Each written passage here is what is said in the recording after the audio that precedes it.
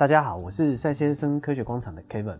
今天因应疫情的严峻，所以我们要来跟大家说明你应该如何调配消毒用的酒精，以及你应该用什么瓶子来装它才是安全的。那首先大家会看到我们的桌上会有3种不同浓度的酒精，这个是 99.5 的酒精，这个是95的酒精，以及一般消毒用的75的酒精。那 99.5 的是一种比较罕见的实验室用的一个酒精了哈，因为有时候你要用来清洁电子零件的时候，你插过去的时候，它不会有水分的残留，也不会造成一些短路，所以这是一些电子零件或做实验的时候才会用到的酒精。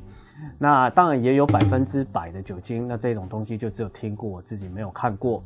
那以消毒原理来说，为什么高浓度酒精它的消毒效果会比较差呢？这是因为高浓度的酒精啊，会让细菌的表面蛋白质迅速的凝固，让它形成一个保护膜。那这样子它就保护了细菌里面的一些细胞质。所以只有 75% 的酒精，它可以兼具凝固的作用以及穿透的效果，然后达到彻底杀菌的功能。所以你只要把酒精调配在浓度大概在70到78之间的酒精，都会有到达 99% 的杀菌的效果。所以我们今天的目标就是要让大家可以简易的调配出 75% 的酒精。所以接下来大家要注意的一个事情就是说，我们用的都是体积的浓度，而不是重量的浓度。你去买酒精的时候，它写的也都是体积的浓度，所以你不能用磅秤的重量来做比例调配的基准，是不行的。你只能用1杯或者是100毫升、200毫升，就是用体积来计算才是可以的。那目前市面上常见的比例，大部分都是3:1或者是4:1，也就是3份的酒精加1份的水，或者是4份的酒精加1份的水。那到底用3份还是4份呢？那我在这边为大家分析一下。就经过我的计算，你如果用3:1的酒精，那你得到的这个酒精的浓度大概会是在 71.25%。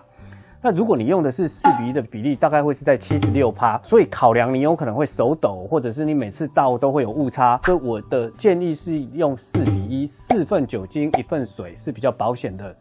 但是如果你因为酒精越来越难买到你想要节省酒精的用量，你想要调配的量比较多一些的话，那3:1也是可以的。但是因为酒精挥发性很高，所以记得你不要一直用喷洒的方式来做整个空间的消毒到处一直喷。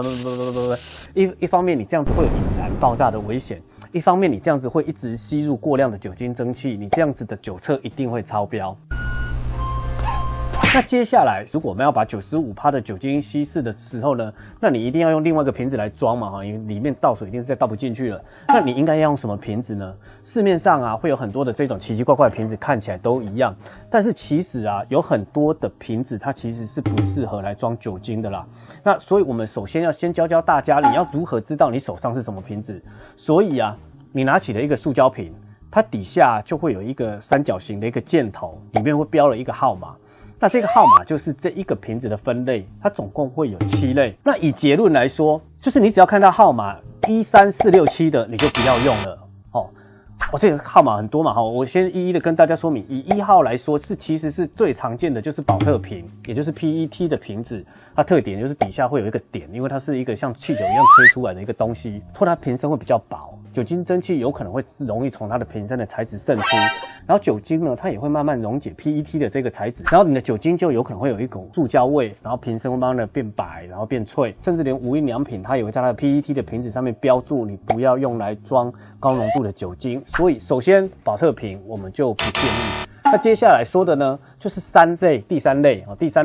就是 PVC 的瓶子。PVC 因为它的塑化剂超多，然后高浓度的酒精很容易把它溶解出来，溶解出来的物质毒性又超高。你要知道，保利达 B 因为只用了 PVC 的瓶盖就被罚3亿，所以这个东西你也不用考虑。那第4类呢，就是这一种，就是低密度的聚乙烯，它后面会标一个4，然后有可能会写 LDPE。那其实已经相对安全了，但是它会有一个气密度不足的问题，因为它比较软，所以也不是很推荐第4类的。那第6类的呢，就是 PS， 就是聚苯乙烯，也就是保利龙类的，这个反正大家也不会用，所以我们就把第6类的快速的说过。那第7类最妙，第7类就是其他，就是一个大乱斗，很多的东西都在里面会有亚克力、ABS 等等都会在里面。那这里面其实有很多东西会溶在酒精中，所以一般人也不太分辨你的第7类到底是 ABS 还是亚克力还是什么的。所以用删去法来说，你就只剩下2号稳定性高的高密度聚乙烯跟5号的聚丙丙烯 PP。所以如果要下结论的话，